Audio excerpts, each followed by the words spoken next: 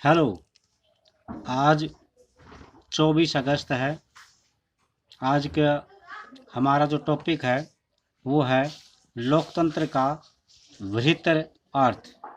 यानी वृहत्तर का मतलब है विस्तार से, लार्ज डिटेल में।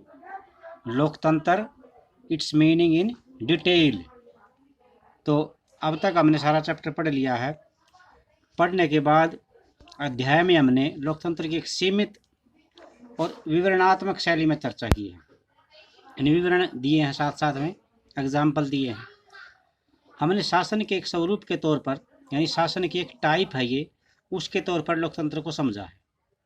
लोकतंत्र की इस प्रकार की व्याख्या हमें उन न्यूनतम विशेषताओं या गुणों की पहचान कराती है जो लोकतंत्र की जरूरत है। यानी लोकतंत्र की जो विशेषताएं हैं वो इसके गुण भी हो सकते हैं, और ये जो विशेषताएं या गुण हैं ये लोकतंत्र की जरूरत होती है। अगर ये नहीं है तो वो लोग वहाँ पे लोकतंत्र नहीं है। हमारे समय में लोकतंत्र का सबसे आम रूप है प्रतिनिधित्व वाला लोकतंत्र, यानी रिप्रेजेंटेटिव डेमोक्रेटिक। हम प्रतिनिधित्व करते हैं, हम अपने प्रतिनिधि चुनते हैं वोटों के द्वारा, और वो हमारा प्रतिनिधित्व करते हैं।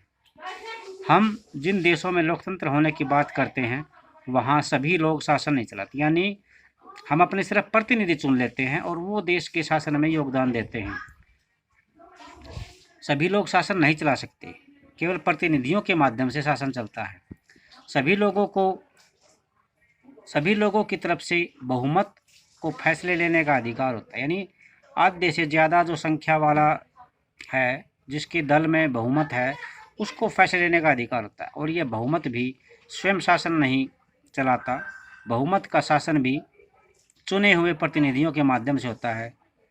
यानी बहुमत को पहले जनता चुनती है, फिर ये शासन चलाने के योग्य होते हैं। यह जरूरी हो जाता है क्योंकि आधुनिक लोकतांत्रिक शासन व्यवस्था में इतने अधिक लोग होते हैं कि हर बात के लिए सबको साथ बिठाकर सामूहिक फैसला कर पाना संभव नहीं हो पाता। यानी आप सब जानते हैं कि भारत की जनसंख्या लगभग 137 करोड़ है आज के दिन। और अगर लोकतांत्रिक में हम ये कहें कि अगर हम अपने प्रतिनिधि ना चुने, सभी व्यक्ति एक साथ बैठकर काम करें, तो ये ऐसा संभव नहीं हो सकता। न तो इतना किसी व्यक्ति के पास टाइम है और न ही सारे इकट्ठे हो सकते हैं। इसलिए अपने अपने क्षेत्र से, अपने अपने विधानसभा क्षेत्र से या संसदीय क्षेत्र से प्रतिनिधि चुनकर भेजते हैं और वे शासन चलाते हैं। अगर यह संभव हो तब भी, यानी मान लो ये संभव हो जाए कि हम सारे मिलजुल कर फैसला कर लेंगे, तब भी हर एक नागरिक के पास हर फैसले में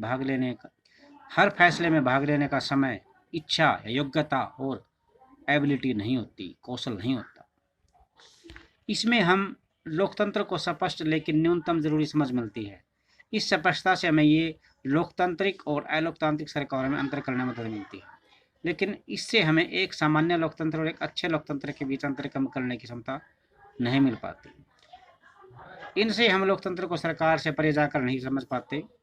इसलिए हमें लोकतंत्र के वृहत्तर अर्थ को समझना होगा। ये चित्र बना रखा है अभी, ये जो टीवी दिखा रखा है, इसमें ये जो न्यूज़ चल रही है, तो unity, democracy, secularism, equality, industrial growth, economic progress, trade, foreign collaboration का मतलब क्या होता है? सहयोग से, दो देशों के सहयोग से। Export increase, we have passenger cars, computers, mobiles, phones, passengers, thus there has been spectacular progress, यानी अप्रत्याशित वृद्धि हुई है हर क्षेत्र में। तो ये समाचार दिखा रखे हैं अभी, नेता लोग बोल रहे हैं। नेक्स्ट पेज पे चलते हैं। अच्छा, कार्टून के बारे में बता दिए रखा है। ये जो कार्टून है, प्रसिद्ध कार्टूनिस्ट आर के लक्ष्मण का चर्चित कार्टून है। आर के लक्ष्मण का, जो कि प्रसिद्ध कार्टूनिस्ट थे, वे देश की आज़ादी की स्वर्ण जयंती पर टिप्पणी करता है। दीवार पर बने चित्रों में से आप किन किन चित्रों को पहचानते हैं? क्या आप देश के आम आदमी इस कार्टून के साथ आदमी की तरह सोचता है? ये अलग अलग व्यक्तियों के चित्र हैं, इसमें से कुछ प्रसिद्ध नेताओं के हैं। तो ये कार्टूनिस्ट आर के लक्ष्मण द्वारा बनाया गया चित्र है। कई बार हम लोकतंत्र का प्रयोग सरकार से अलग संगठनों के लिए करते हैं। इन कथनों पर गौर कीजिए। हम लोगों का परिवार काफ़ी लोकतांत्रिक है। जब भी फैसला करना होता है तो हम सभी के साथ बैठकर फैसले करते हैं। फैसले से मेरे विचारों का भी उतना ही महत्व होता है जितने मेरे पिताजी का। मुझे वे शिक्षक नापसंद हैं जो कक्षा में छात्रों को बोलने और सवाल पूछने की इजाज़त नहीं देते। मैं तो ऐसे शिक्षक पसंद करूंगी जो लोकतांत्रिक मानसिकता का हो, यानी सभी को समान मौका मिले, चाहे कमज़ोर हो चाहे इंटेलिजेंट हो। तो ये वाक्य है, एक नेता और उसके परिवार के लोग इस पार्टी के सारे फैसले करते हैं। क्या ये लोकतंत्र की बात करेंगे? आप समझ गए हो किस चीज़ की बात कर रहे हैं हम। कांग्रेस की बात कर रहे हैं। एक ही परिवार का राज रहा है यहाँ पर। लोकतंत्र शब्द इस तरह का प्रयोग फैसले लेने के उसके बुनियादी तरीके को उजागर करता है, यानी फैसले कौन लेता है। लोकतांत्रिक फैसले का मतलब होता है उस फैसले से प्रभावित होने वाले सभी लोगों के साथ विचार विमर्श करने के बाद और उनकी स्वीकृति से फैसले लेने चाहिए। यानी लोकतंत्र में फैसले विचार विमर्श करने के बाद लेने चाहिए और उनकी स्वीकृति लेना चाहिए, ले लेना। यानी जो बहुत शक्तिशाली न हो उसका भी फैसले में उतना ही महत्व होता है जितना शक्तिशाली का होता है। यह बात सरकार या परिवार पर भी लागू होती है और किसी अन्य संगठन पर भी। इस प्रकार लोकतंत्र एक ऐसा सिद्धांत है जिसका प्रयोग जीवन के किसी भी क्षेत्र में किया जा सकता है। कई बार लोकतंत्र शब्द का प्रयोग किसी मौजूदा सरकार के लिए नहीं करते बल्कि कुछ आदर्शों का प्रयोग आदर्शों के लिए करते हैं। ये लोकतंत्र के आदर्श हैं भी। इन्हें पाने के लिए किसी भी सरकार को प्रयत्न जरूर करना चाहिए। पहला आदर्श, इस देश में वास्तविक लोकतंत्र तभी आएगा जब किसी को भूखे पेट सोने की जरूरत नहीं होगी। दूसरा, लोकतंत्र में प्रत्येक नागरिक को फैसले लेने के समान भूमिका होनी चाहिए। इसके लिए वोट के समान अधिकार भर की जरूरत नहीं हो। हर नागरिक को इसके लिए सूचना की समान उपलब्धता, बुनियादी शिक्षा, बुनियादी संसाधन उसकी पक्की निष्ठा होनी चाहिए।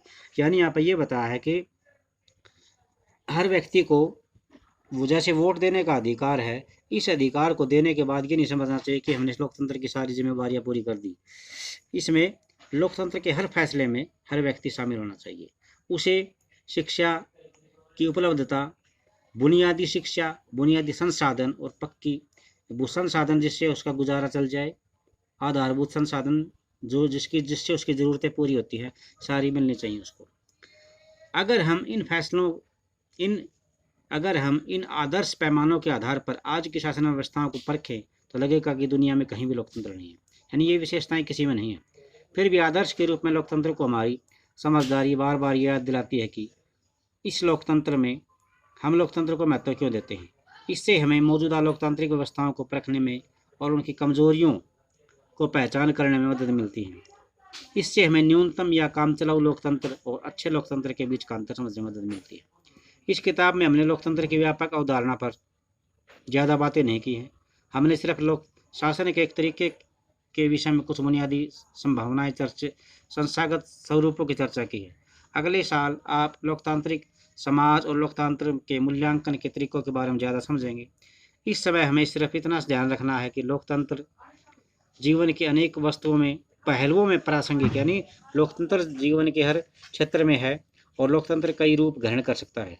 समानता के आधार पर चर्चा और विचार विमर्श के बुनियादी सिद्धांत को यह माना जाए तो लोकतांत्रिक ढंग का फैसला कई तरह का हो सकता है। आज की दुनिया में लोकतांत्रिक शासन व्यवस्था का सबसे आम रूप यह है कि लोगों द्वारा चुने गए प्रतिनिधियों के माध्यम से शासन चलता है। हमने चैप्टर नंबर 4 में विस्तार से पढ़ेंगे। लेकिन जब समुदाय छोटा हो, यानी संख्या थोड़ी हो, तब लोकतांत्रिक फैसले लेने के दूसरे तरीके भी अपनाए जा सकते हैं। फिर भी वे सभी लोग मिलकर बैठकर सीधे फैसले कर सकते हैं। किसी गांव की ग्राम सभा को इस तरह का काम करना चाहिए। क्या आप लोकतांत्रिक फैसले लेने के कुछ और तरीकों की कल्पना कर सकते हैं? यानी संख्या अगर थोड़ी है किसी भी देश की, राज्य की, तो वहाँ पर ये सीधे फैसले ले जा सकते हैं। इसका मतलब यह हुआ कि किसी भी देश में लोकतंत्र नहीं है। लोकतंत्र की जिन विशेषताओं की चर्चा हमने इस अध्याय में की, वे लोकतंत्र की न्यूनतम यानी कम से कम शर्तें हैं, पर इनसे यह आदर्श लोकतंत्र नहीं बनता। एक आदर्श लोकतंत्र में निर्णय लेने की प्रक्रिया लोकतांत्रिक होनी चाहिए। हर लोकतंत्र को इस आदर्श को पाने का प्रयास करना चाहिए। यह स्थिति एक बार में और एक साथ सभी के लिए हासिल नहीं की जा सकती। इसके लिए लोकतांत्रिक फैसले लेने की जो प्रक्रिया है उसको बचाए रखने की और मजबूत करने की ज़रूरत है। नागरिक के तौर पर हम जो भी काम करते हैं वह भी हमारे देश के लोकतंत्र को अच्छा या खराब बनाने में मदद करता है। यही लोकतंत्र की जरूर ताकत है और यही कमजोरी भी। देश का भविष्य शासकों के कामकाज से भी ज़्यादा नागरिकों के कामकाज पर डिपेंड करता है। यही चीज़ लोकतंत्र को अन्य शासन व्यवस्थाओं से अलग करती है।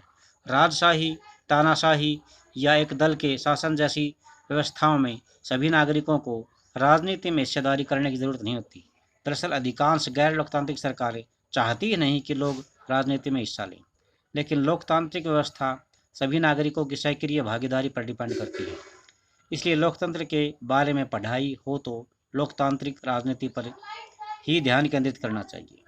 तो ये आपका चैप्टर आज कंप्लीट हो चुका है कल, और मैं ये उम्मीद करता हूँ कि आपने एनसीईआरटी के छोटे छोटे पर्सन हैं ये सारे लिख लिए होंगे, और नहीं भी लिखे हैं तो इनको लिख लेना भी। एनसीईआरटी के सारे छोटे छोटे पर्सन ये एमसीक्यू हैं, इनको अच्छी तरह पढ़ लेना। और लोकतांत्रिक और गैर लोकतांत्रिक मेन चीज़ है यहाँ पर। लोकतंत्र क्या है, इसकी विशेषताएं क्या हैं, और ये जो पर्सन है ये सारी जो बातें हैं, इसमें लास्ट 10th का जो क्वेश्चन इसमें सिर्फ पर्सन ये बनेगा, आप लोकतंत्र और गरीबी पर एक लेख लिखें। इस सारे को पढ़ के और फिर आपने अपना आंसर देना है। लोकतंत्र और गरीबी पर एक नोट लिखो। तो एक्स्ट्रा पर्सन बचते हैं आपके एनसीईआरटी के, आपने लिख लिए होंगे या नहीं लिखे हैं तो उनको लिख लो। और मैं ट्यूजडे से आपके एनसीईआरटी के जो एक्स्ट्रा पर्सन हैं वो ढूंढ के आपको वीडियो बना के भेजते हैं। थैंक्स।